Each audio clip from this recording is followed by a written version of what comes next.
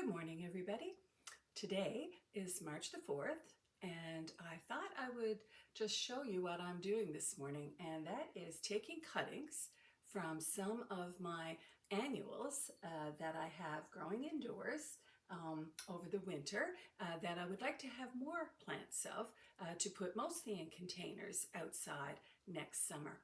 And two plants that are particularly fantastic for doing this with, so easy, are coleus, different types of coleus, and also tradescantia, which is also known as wandering dude these days.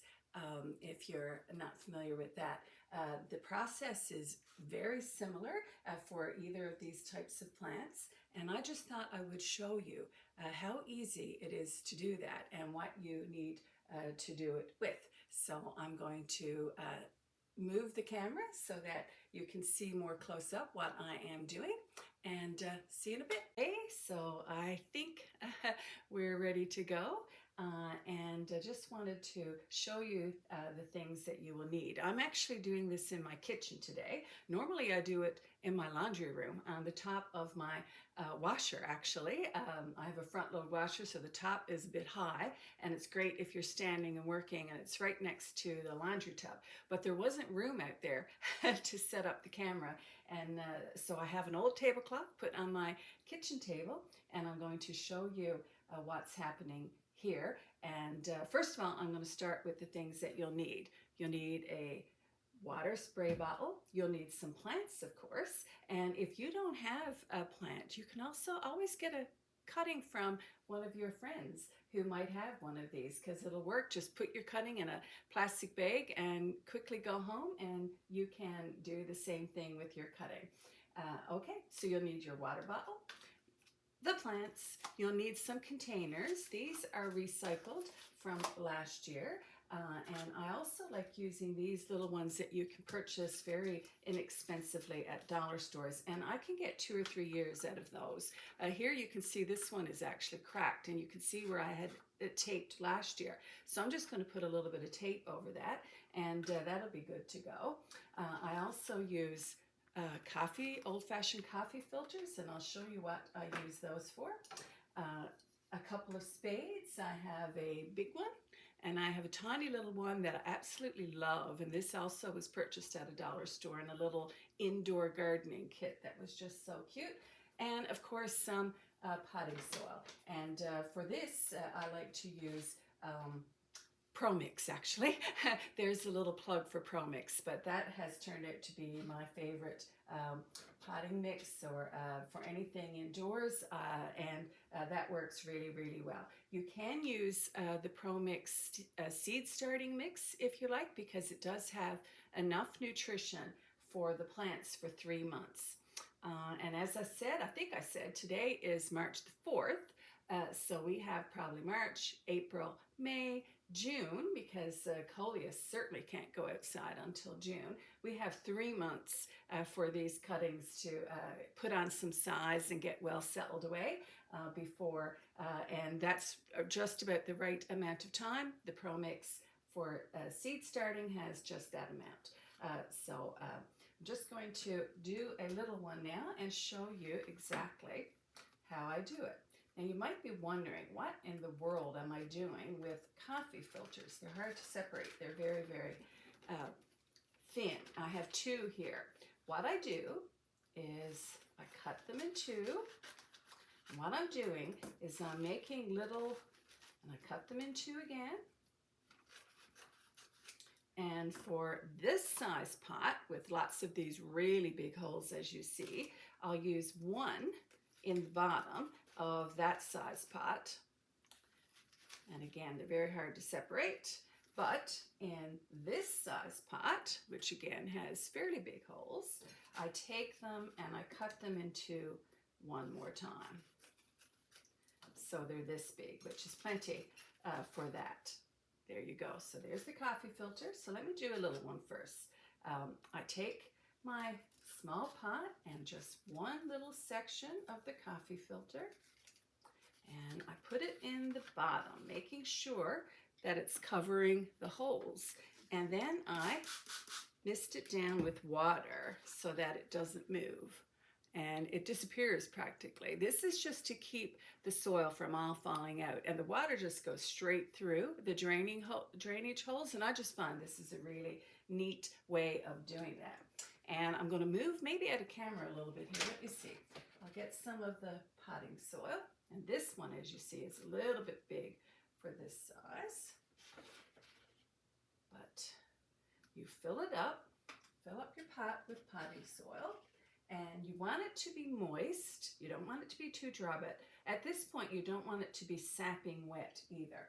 You would like it if it's nice and moist when you buy it, and you can see that this potting soil is very nice and loose, and I like to just pat the container like this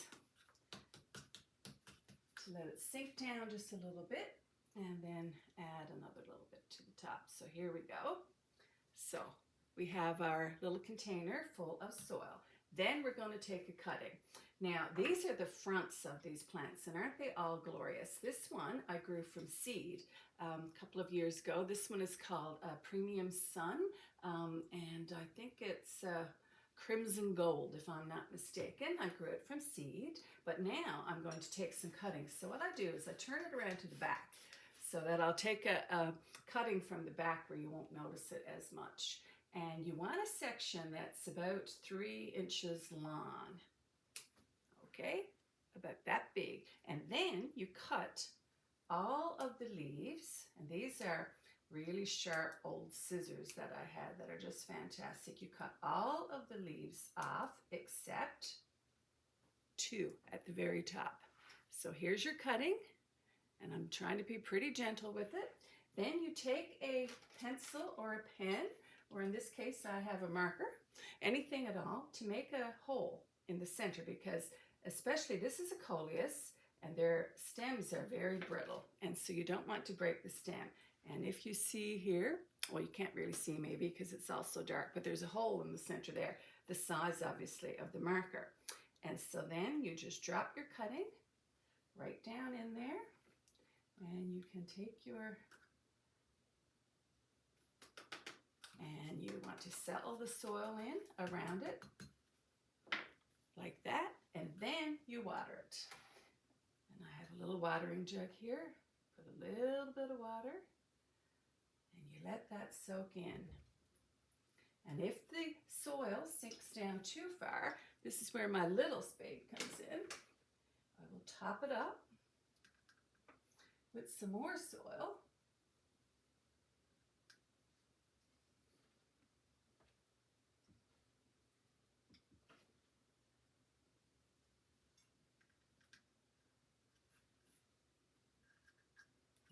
Again. And then I mist it down. And that is it. Believe it or not, that is it. Then you take this, you put something underneath it for the drainage, and I put mine in a north-facing window. And you do that because you want to keep them out of direct sunlight. You want them to have only gentle light until they start to root. And you'll start to know that they are rooting when they grow. They will start to grow new leaves. Not every single plant that you take a cutting of may root, but most of them will. You will be amazed at how many that will, and that will actually grow. And just let me show you now what I would do if I wanted to get a larger. I'm just going to put this one over here. All right. If I wanted a bigger plant with maybe more in it, I would take, and these are recycled from last year from plants that I bought, and I just wash them with soap and water and give them a good scrub. And I love these ones that are soft because they're really easy to get the plants out and in the spring when when it's summer really, and you're taking them out to pot. So put in a bigger pot. I'll take a larger piece. Make sure all of the holes are covered. Spray it down. And there it is. You can still see the holes quite clearly through, but they're all covered with the coffee filter. Fill it up with soil.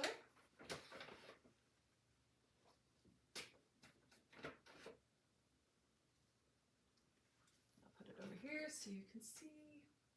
My kitchen floor needs a good cleaning anyway, so if I drop a little bit, that's okay, because I plan to do a good cleaning of my kitchen over the next few days. So any mess that I've made, I will clean up and then some. One thing about gardening in your kitchen, it inspires you to do some cleaning. I have found that to be the case. Now, in this case, I'm going to use the Tradescantia. And this plant, I've had this particular plant for years, a nice while. I bought it at a garden center in a little 4-inch pot or 3-inch pot, just like this one. And this is one of a couple of mother plants that I have. And they tend to get overgrown in the center and kind of ugly looking there, to be honest. But the branches and the extensions are always really pretty. Now, this pot is sitting on another pot. What I do, this one lives up in my studio on the counter all year long. And I have it growing on a counter, and the pot is standing on an upside down pot that is of similar size. And that's so that I can keep it up a bit so that these draping pieces can hang over. So I'm not concerned about turning it over and getting a piece off the back of this one, because I don't mind. And I like to take slightly longer pieces, probably 4.5 or 5 inches, and I just snip it off. Right below a leaf is usually good. And again, you cut off the leaves and you leave 2 at the top. And in this case, I'm going to put 3 in this pot because I want to have a bigger plant. So one at a time, I'll take my marker, make a hole, and you want to make sure that at least 2 of the areas where your leaves were that you cut off are underneath the ground. That makes it, because that's where the roots will come at, that makes it much, much easier. This one looks really good. This is a nice small one. It looks really good. Snip it off. Snip off the leaves. This one has 3 really close on the top, so I'm still going to cut off one of those 3. You don't want any more than 2 because you don't want the plant to have to try to keep up too much of the foliage that's growing on the top. Another hole, and down it goes. And this one is already kind of leaning out over, which these particular plants I'm hoping to put in some pots, and I like them draping over the side with other annuals in the center. The Tradescantia is gorgeous outside over the summer. If you've never tried it, it's just beautiful. This particular one has purple on the back and sort of a silver and green with a little bit of a purplish sheen on the front.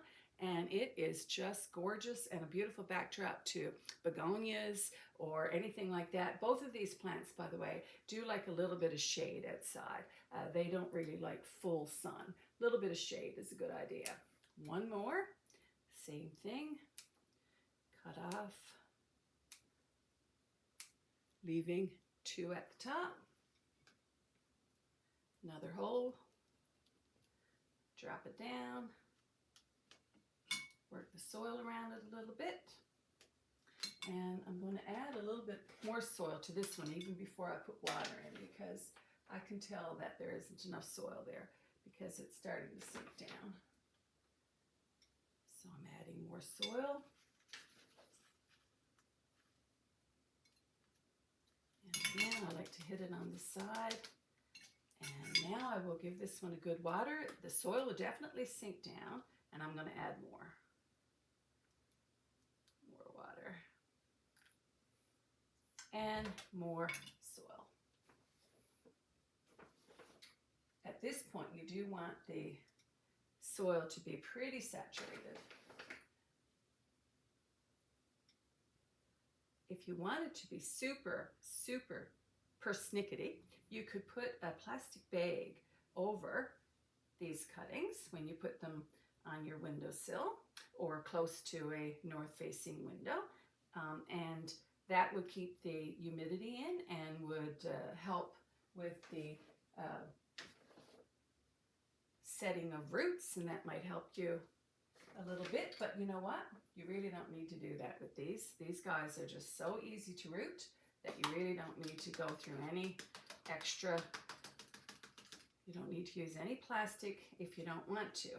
And you just spray these down. I use this opportunity to spray off any little bits of soil that might be on the leaves.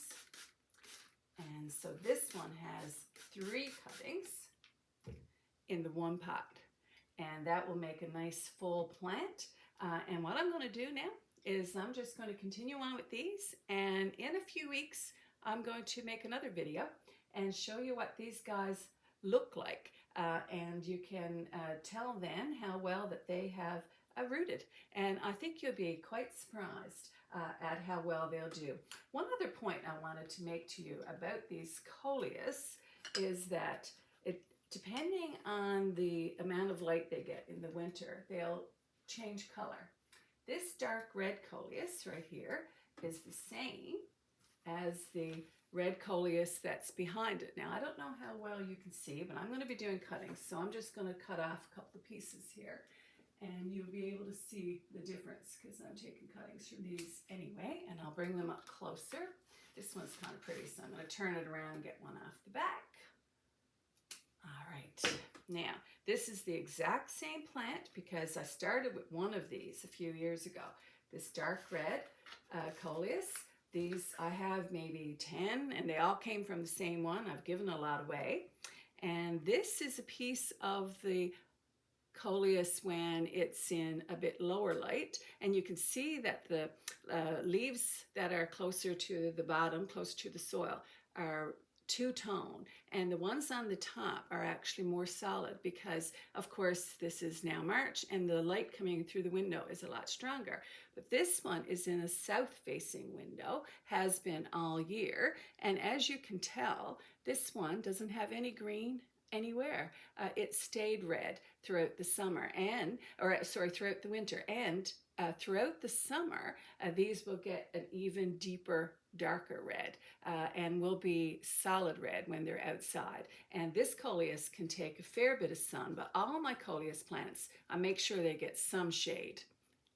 Anyway, thanks for watching.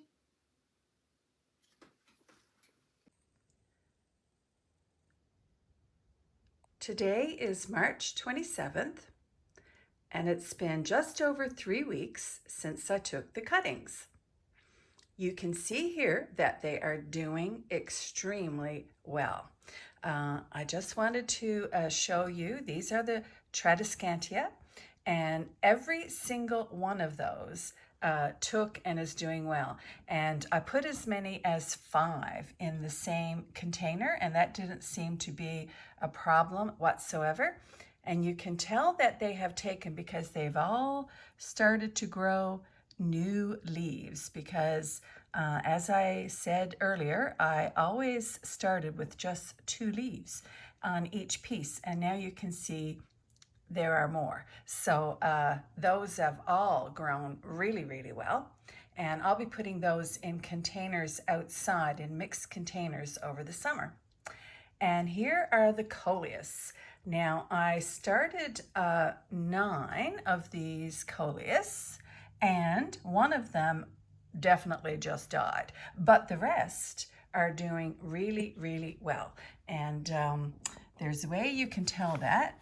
You can actually see, I don't know if on camera you can see here, but there is a root sticking out of the bottom, as well as the fact that they are growing new leaves, because each of these was just a cutting of 2 leaves. In this particular pot, and you might remember I said I was going to tape one up. This is the one that I taped up, and it has 2 cuttings because I ran out of little pots. And anyway, that one is doing really, really well, the dark red one. This one, crimson gold, doing really, really well. And I just upsized because I may keep one of these indoors because they're just so pretty. This is the Wicked Witch, and right here is one that I took a cutting of last fall. I took a cutting because the plant was outside. I don't like bringing the plant indoors because I don't like bringing in any bugs.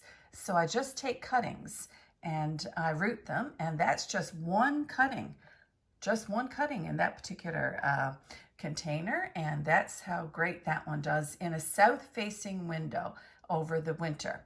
And there's one that I just upsized, which had 2 cuttings. And here's one that I gave a little bit of a spritz of water with a mister, but I did not upsize this one yet. These smaller ones, I may keep them in the little pots for a while yet. And I just wanted to also show you that this dark red one is one that I started from cuttings this exact same way, again last fall, from a plant that was outdoors because I brought the cuttings in. Now, if you want, you can start your cuttings in water. These cuttings of the same dark red were put in water and about a week ago, and you can see that they are starting to grow roots. However, you don't have to. If you want to just go directly into the soil and skip that altogether, it does work. Not for all plants, but definitely for Tradescantia, I would definitely not bother to put those in water because they root so easily just sticking them in soil. And the coleus are pretty good as well. And I thought I would give you an update today also on some of the seedlings that I started from seed, because I started some new coleus from seed as well. This one is called Coral Sunrise, and this seed was planted on February the 28th. And here we have a Fairway Mosaic, also planted on February 28th. This one is a little bit bigger. And that's a great way to start new ones. A packet of seed, you can start as many as you like. I have quite a few more upstairs in the studio under grow lights. And also upstairs in the studio under grow lights, I have some Silver Falls dichondra, started from seed, planted on February the 8th. Doing incredibly well. I have a bunch of these. I love these in hanging baskets. And also upstairs in the studio, I have bunny tail grass, started on March the 3rd. And this is the grass that ends up with those cute little creamy white bunny tails. Also up in the studio, purple bellvine. This was started on February the 28th because this takes a long time to get going, and only 2 of these, I only had 4 seeds, 2 germinated. I bought the pack last year with 10 seeds, and I only had 4 seeds left, so I'm going to have to get some more for next year. But purple bellvine doing really well. Now out in the garage, because the garage stays about between 10 and 12 degrees, we have out there growing under grow lights, Dalmatian peach, foxgloves, my favorite flower of all. These seeds were planted on February the 8th. And these are cool flowers, these next 3 that I'm showing you, and they can be planted outside before your last frost. You just have to make sure that they're hardened off, and these can be planted outside. Last year, I think I planted them out April 25th. This year, I might wait until the first week of May, since it's a bit colder, it seems to me, this year. But these can go outside. This is Dalmatian peach foxgloves, and they grow better into cool. That's why they're out in the garage. And also Chantilly velvet snapdragons. These were also planted on February the 8th because, again, they take a long time to get going. I recently pinched these back, so now they've are started to send out 2 shoots where there was just 1. And these these are a cool season flower. They prefer the cool weather, and they grow well in the cold, and they can be planted out about 6 weeks before your last frost. And the last one, lilac pom pom poppy. And these seeds were planted on March the 3rd. And the reason it's in a Tim Hortons cup is because I will plant the cup and all. Poppies hate to have their roots disturbed. So I will just cut off the top part of the pot when it comes time to plant it outside. And again, once this is hardened off, this can be planted outside about 6 weeks before your last frost. So that one's got to grow a lot. This is a very, very slow to get started. But of course, this one was planted on March the 3rd, and these ones were planted way back on February the 8th.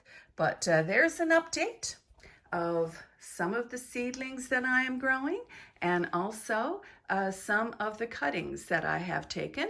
And I highly recommend that you do this, because this time of year, when it's spring, but it sure doesn't look like spring quite yet because so much snow outside, nothing makes you feel better than growing these things indoors. So I apologize for this video being a little bit long-winded. It was hard to go through all this information any more quickly, but I really appreciate you hanging around and watching it. Thank you so, so much. And hopefully you'll watch more videos in the future. Thank you so much for watching this one. Have a great day.